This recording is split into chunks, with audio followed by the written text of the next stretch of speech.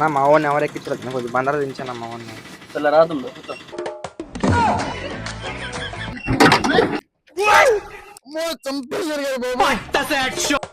అన్న సారీ అన్న, చూసుకోలేదన్న. అన్న సారీ అన్న.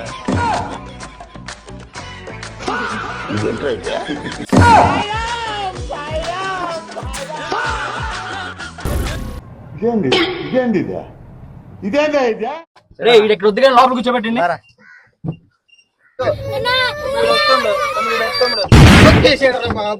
ఏమో సార్ నాకు కనబడదు. ఇట్టాడు కదా అవుద్దని అన్నిసార్లు అడిగారు. నీ అమ్మ రే ముందు ఇట్రా తమ్ముడు, లాగమ్మా.